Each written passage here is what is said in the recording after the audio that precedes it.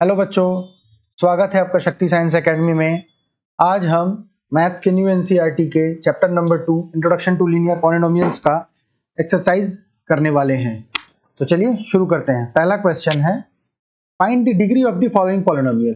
तो डिग्री क्या होता है? किसी भी पॉलिनोमियल का डिग्री जो होता है वो होता है basically highest power of any variable, highest power of variable. यहां देखिए, यहां वेरिएबल क्या है? x is the variable.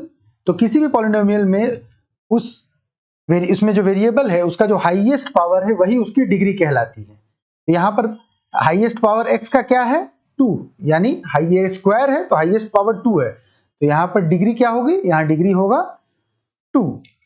Second में देखिए, यहां जो वेरिएबल है, यहां वेरिएबल कौन सा है? वेरिएबल y है और इसकी हाईएस्ट पावर क्या है? ये है। यहां पे तो देखिए पावर यहां कुछ नहीं है, इसका मतलब 1 है। यहाँ हाईएस्ट पावर 3 है, तो उसका हाईएस्ट पावर 3 होने की वजह से यहाँ डिग्री क्या होगी?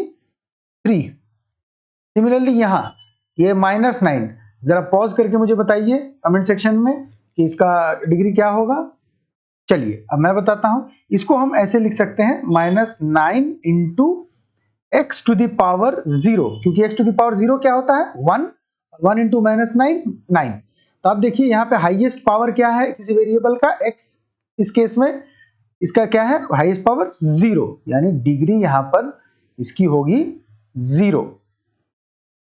यहां पे देखिए हाईएस्ट पावर, ये तो बहुत ही सिंपल है, आप खुद ही बता पाएंगे। कमेंट करके जरा बताइए मुझे।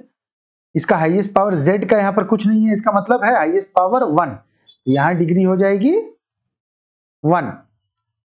आशा करता हूं आपको समझ में आया होगा। कोई यदि डाउट हो तो कमेंट सेक्शन में मुझे बताइए, मैं उसे क्लियर कर दूंगा। चलिए अगला क्वेश्चन देखते हैं। देखिए, right polynomials of degree 1, 2 and 3। तो हमें बेसिकली 3 पॉलिनोमियल निकला है जिसका डिग्री 1 हो, 2 हो और 3 हो।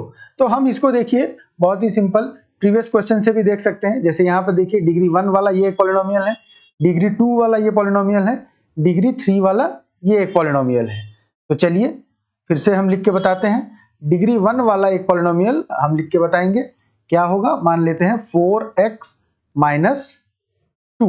डिग्री 1 क्यों है? क्योंकि हाईएस्ट पावर इसमें x की 1 है। ठीक है। डिग्री 2 वाला एक पॉलिनोमियल बताइए हमें, कमेंट में लिख के आप बताइए। चलिए मैं लिखता हूं x square plus 2x minus 1। Degree 3 वाला एक पॉलिनोमियल सिमिलरली, चलिए इस बार हम y लेते हैं, y नहीं तो रूट जाएगा। x cube plus 2y square minus 4y plus 9। यहाँ पे देखिए डिग्री 3 है क्योंकि यहाँ y की जो है हाईएस्ट पावर 3 है। यहाँ आप कोई और भी पॉलिनोमियल लिख सकते हैं, कोई जरूरी नहीं है कि यही पॉलिनोमियल हो। बस डिग्री 1 में हाईएस्ट पावर 1 होनी चाहिए, डिग्री 2 में हाईएस्ट पावर 2 और डिग्री 3 में हाईएस्ट पावर 3। चलिए आगे बढ़ते हैं। What are the coefficients of x square and x cube in the polynomial. ये जो पॉलिनोमियल है इसमें x स्क्वायर और x क्यूब का हमसे कोएफिशिएंट पूछा गया है। तो कोएफिशिएंट क्या होता है? देखिए ये जो वेरिएबल्स है, ये जो टर्म है, जैसे ये एक टर्म है x to the power 4, 3x cube, 6x square, 2x, 7, ये सब को इंडिविजुअली हम टर्म्स कहते हैं।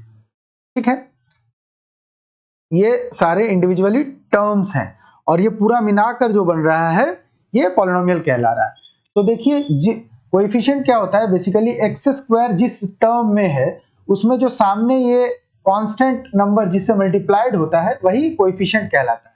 तो कोएफिशिएंट ऑफ x स्क्वायर का कोएफिशिएंट क्या होगा? x स्क्वायर का कोएफिशिएंट इसमें है, देखिए क्या, इसमें मल्टीप्लाइड क्या है? +6, तो इसका कोएफिशिएंट होगा +6। और x क्यूब का क्या है? देखिए बताइए कमेंट सेक्शन में, आप बताइए मुझे।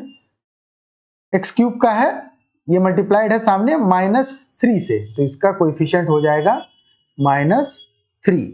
यदि कोई डाउट हो तो मुझे बताइए। आगे बढ़ते हैं। सिमिलरली देखिए यहाँ, what is the coefficient of z in the polynomial 4z cube plus 5z square minus 11। अरे बट इसमें तो z है ही नहीं, तो कैसे होगा?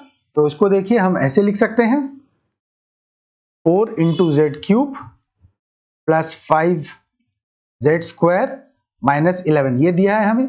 इसको हम ऐसे लिख सकते हैं 4 into z³ plus 5 into z² plus 0 into z, क्योंकि 0 इंटू z बेसिकली 0 होगा, तो हम किसी भी पॉलिनोमियल में 0 ऐड कर रहे हैं तो कोई फर्क नहीं पड़ रहा है हमें। तो यहां पर हमारा coefficient of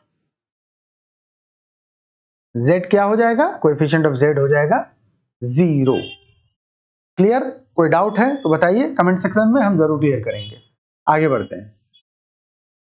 what is the constant term in the polynomial 9x³ plus 5x² minus 8x plus 10?